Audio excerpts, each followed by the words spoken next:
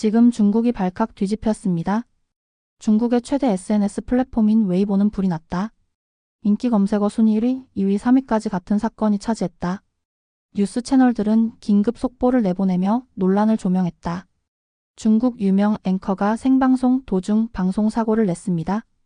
그런데 그 이유가 한국 때문이라고 합니다. 한 영상이 재생되었다.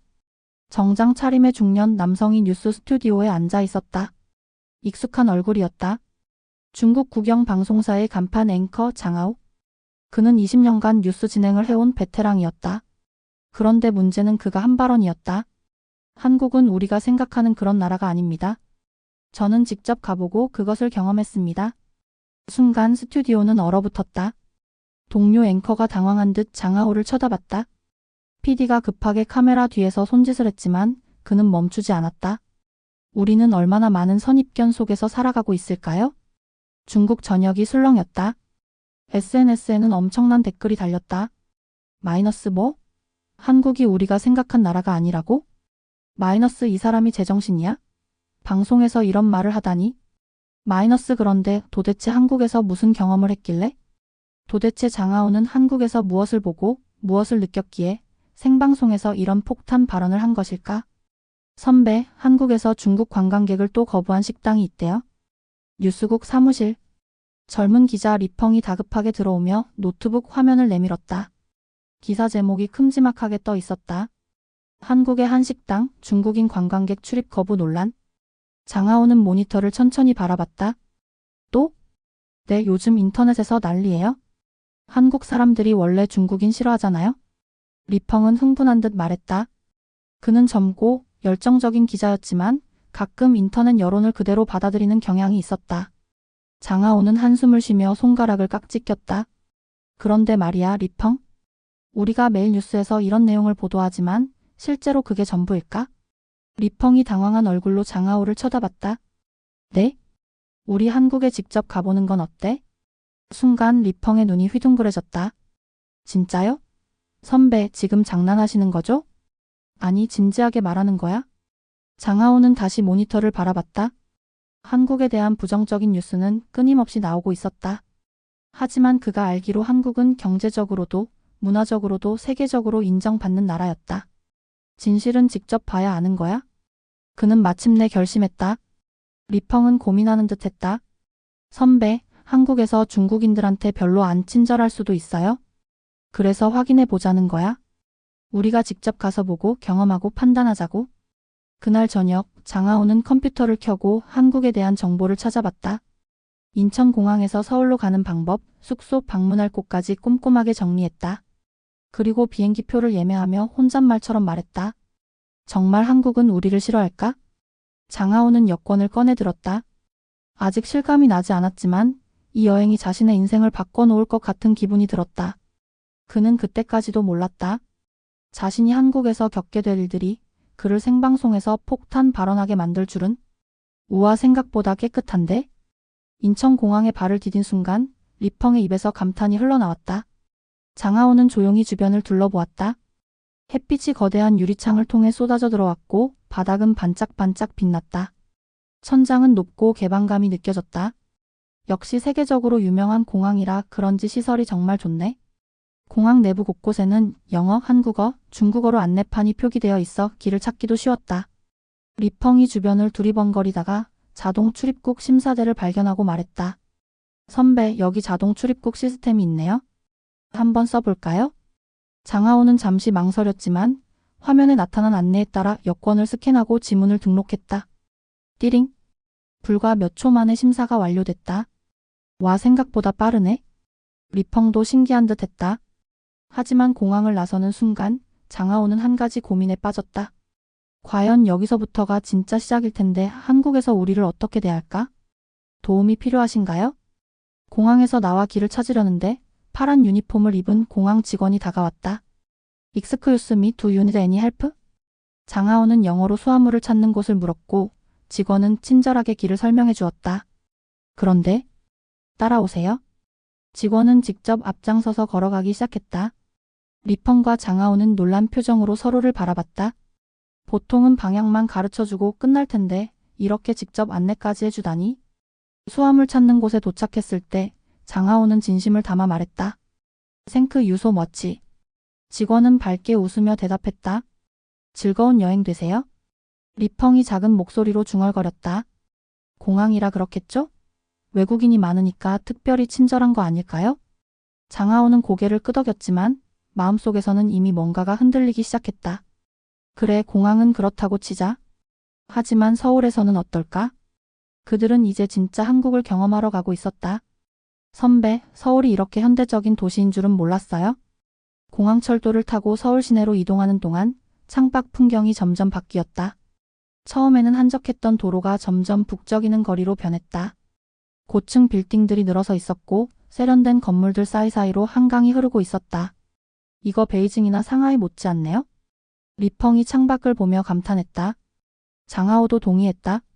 서울은 중국 대도시와 닮은 듯하면서도 어딘가 달랐다. 뭐랄까 더 정돈된 느낌이랄까? 서울역에 도착해 택시를 타려고 할 때였다. 한 택시 기사가 다가와 말했다. 니하오? 중국에서 오셨어요? 놀란 장하오와 리펑이 서로를 쳐다봤다. 네? 환영합니다. 제가 예전에 중국 친구가 있어서 조금 배웠어요. 기사는 서툰 중국어로 말을 이어갔다. 리펑은 어색한 듯 웃으며 말했다. 그래도 한국어 발음이 좋으신데요? 감사합니다. 어디로 모실까요? 그들은 호텔 주소를 보여주었고 택시는 부드럽게 출발했다. 리펑은 창밖을 바라보며 중얼거렸다. 택시 기사님이 중국어를 한다고?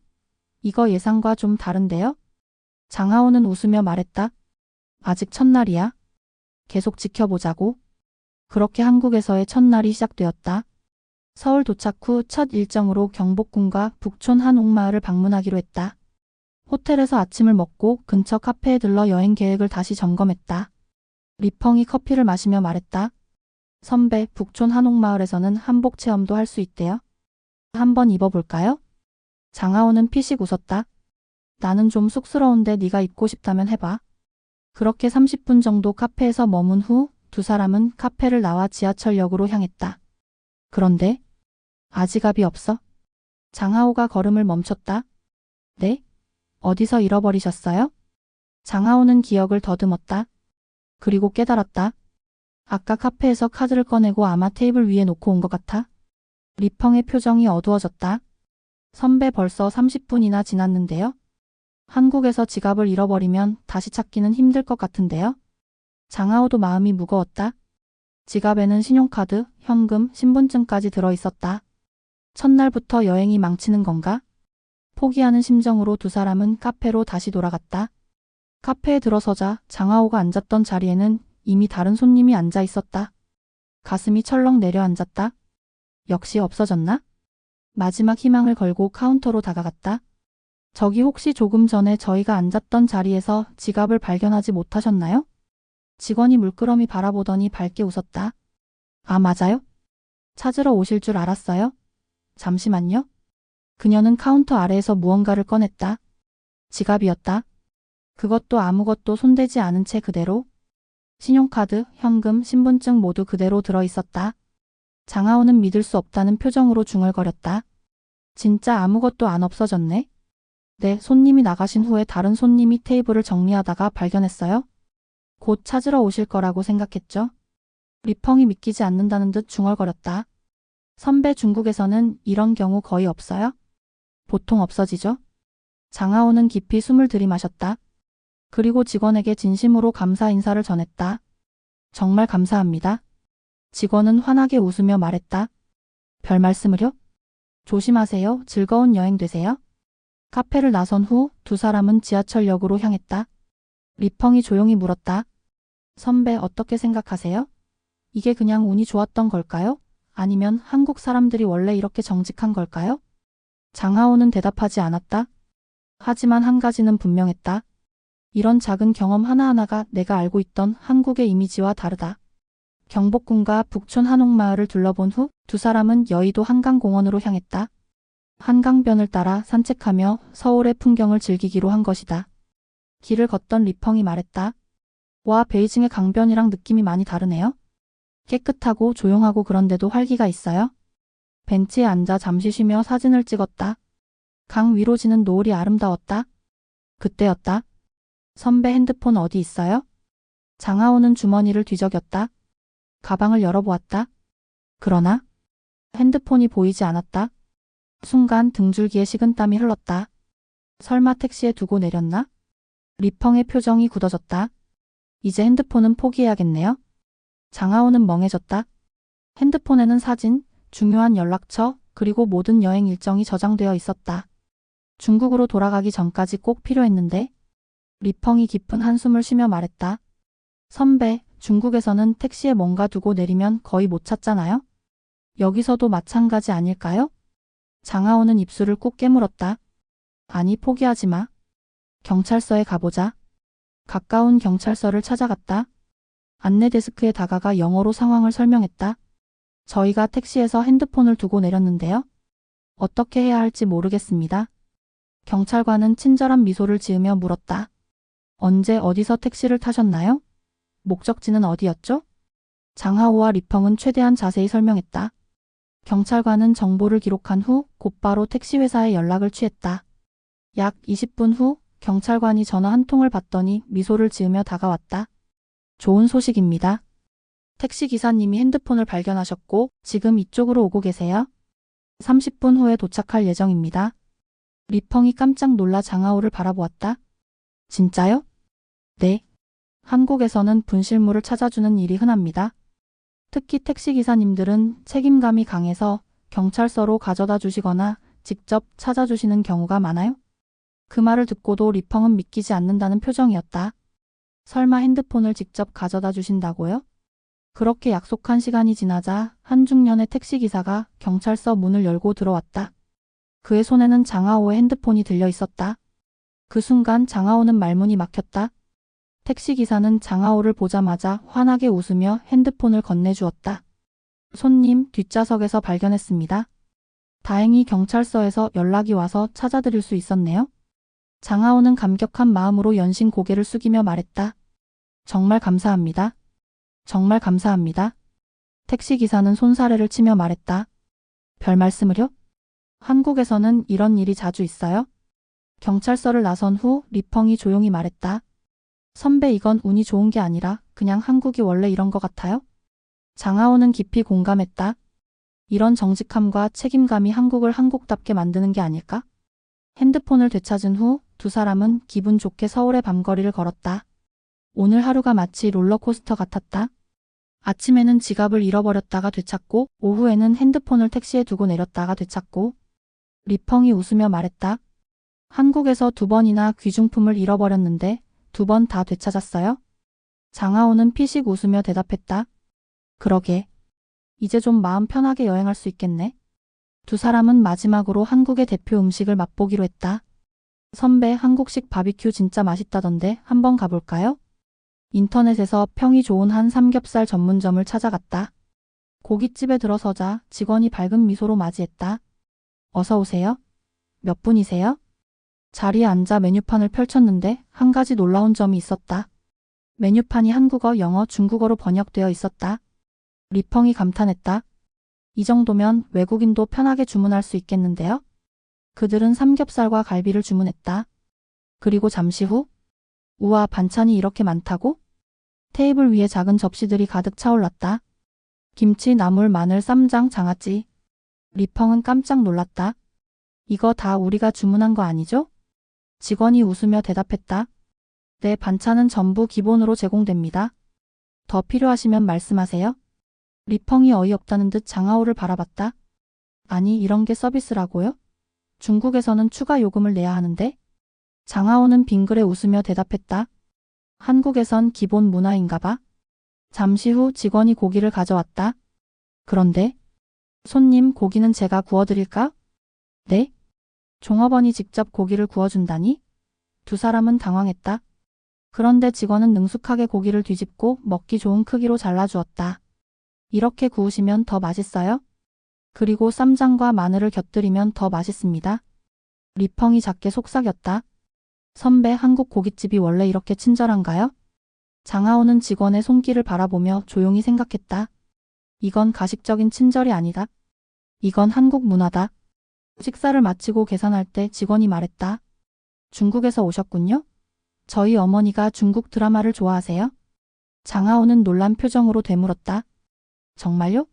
어떤 드라마요? 예전에 연희공략을 정말 재밌게 봤어요? 저도 중국 음식 좋아해요. 리펑은 의외라는 듯 중얼거렸다. 한국 사람들이 중국 문화를 좋아한다고? 가게를 나서면서 리펑이 장하오를 바라봤다. 선배, 솔직히 말하면 처음에는 한국이 중국인을 싫어한다고 생각했어요. 장하오는 조용히 걸으며 물었다. 지금은? 리펑은 깊은 숨을 내쉬었다. 내가 잘못 생각했던 것 같아요. 한국에서의 경험이 그의 생각을 완전히 바꿔놓고 있었다. 그날 밤 호텔 창밖으로 서울의 야경이 빛났다. 장하오는 창가에 앉아 생각했다. 우리는 얼마나 쉽게 선입견을 가지는가? 뉴스에서 본 것, 인터넷에서 본 것, 그리고 실제 경험. 그 사이에는 엄청난 차이가 있었다. 그는 문득 베이징으로 돌아가면 이 이야기를 꼭 전해야겠다고 다짐했다. 진실은 직접 경험해보지 않으면 모르는 법이니까. 중국으로 돌아온 지 일주일 후 장하오는 다시 생방송 뉴스 스튜디오에 앉아 있었다. 오늘 뉴스의 마지막 순서는 바로 그의 한국 여행 인터뷰였다. 카메라가 그를 비추자 동료 앵커가 미소를 지으며 물었다. 시청자들이 많이 궁금해하고 있습니다. 한국에서의 경험은 어떠셨나요? 장하오는 조용히 숨을 들이마셨다. 그의 머릿속에는 서울에서의 모든 기억이 주마등처럼 스쳐 지나갔다. 지갑을 잃어버렸다가 되찾은 일, 핸드폰을 택시에 두고 내렸다가 되찾은 일, 고깃집에서 받은 친절함, 그리고 한국에서 만난 사람들의 따뜻한 마음. 그는 마침내 입을 열었다. 정말 좋은 여행이었습니다. 순간 스튜디오가 조용해졌다. 동료 앵커가 살짝 당황한 듯 되물었다. 소문과 달랐던 점이 있다면 무엇인가요? 장하오는 잠시 생각하다가 대답했다. 우리는 흔히 한국은 중국인을 싫어한다고 말합니다. 하지만 제가 직접 경험한 한국은 달랐습니다. 카메라 뒤에서 제작진들이 웅성였다. 예상치 못한 발언이었다. 하지만 장하오는 멈추지 않았다. 물론 모든 사람이 다 똑같지는 않겠죠? 하지만 제가 만난 한국인들은 모두 정직하고 따뜻했습니다. 그는 사례를 하나씩 말했다. 카페에서 지갑을 잃어버렸지만 아무도 손대지 않고 그대로 돌려주었습니다. 택시에 핸드폰을 두고 내렸지만 기사님이 직접 경찰서로 가져다 주었습니다. 고깃집에서 직원이 직접 고기를 구워주며 친절하게 대해주었습니다. 그는 차분한 목소리로 결론을 내렸다. 저는 이번 여행을 통해 한 가지를 배웠습니다. 우리는 얼마나 쉽게 선입견을 가지는지, 그리고 그것이 얼마나 실제와 다를 수 있는지를요. 직접 가보지 않으면 진실은 모릅니다. 스튜디오 안이 잠시 침묵에 휩싸였다. 카메라 뒤에서 프로듀서가 손짓을 하며 마무리를 지으라고 신호를 보냈다. 동료 앵커가 마지못해 웃으며 말했다. 장하오 앵커님의 솔직한 의견 감사합니다. 그렇게 생방송이 끝났다. 방송이 끝난 후 장하오는 자신의 책상으로 돌아왔다. 그런데 리펑이 들뜬 표정으로 다가왔다. 선배, SNS에서 난리 났어요? 그는 스마트폰 화면을 내밀었다. 장하오의 발언이 이미 웨이보 중국 SNS에서 실시간 검색어 1위를 차지하고 있었다. 마이너스 장하오 앵커 한국에서 뭐 보고 온 거야? 마이너스 한국이 그렇게 좋다고? 믿기 힘든데. 마이너스 근데 솔직히 말한 거 아닌가? 나도 한국 가봤는데 정말 친절했음. 그 중에는 흥미로운 댓글도 있었다. 마이너스 나도 비슷한 경험이 있어? 한국에서 지갑 잃어버렸는데 하루 만에 경찰서에서 찾음. 마이너스 고깃집에서 반찬 무한 리필해주는 거 진짜 신기했음.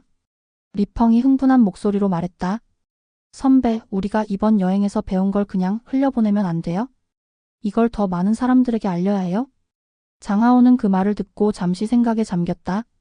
그리고 결심했다. 그래. 다큐멘터리를 만들자. 리펑의 눈이 반짝였다. 진짜요? 응. 한중 관계를 정치적으로 보는 게 아니라 사람과 사람 사이에서 보는 거야. 직접 경험한 걸 기반으로. 리펑은 주먹을 불끈 쥐었다. 좋아요. 선배 저도 도울게요. 장하오는 창밖을 바라보았다. 서울에서의 마지막 밤, 그가 주머니에 넣어두었던 작은 사탕 봉지가 떠올랐다. 택시기사님이 준 작은 사탕 한 줌. 그것은 사탕이 아니라 따뜻한 마음의 상징이었다. 그는 미소를 지으며 중얼거렸다. 직접 경험하지 않으면 절대 모르는 것들이 있지. 그렇게 장하오의 한국 여행은 끝났지만 그가 전하려는 이야기는 이제 시작이었다. 여러분, 오늘의 이야기가 마음에 와닿았다면 구독과 좋아요 부탁드립니다. 다음에도 더욱 흥미로운 이야기로 찾아뵙겠습니다. 감사합니다.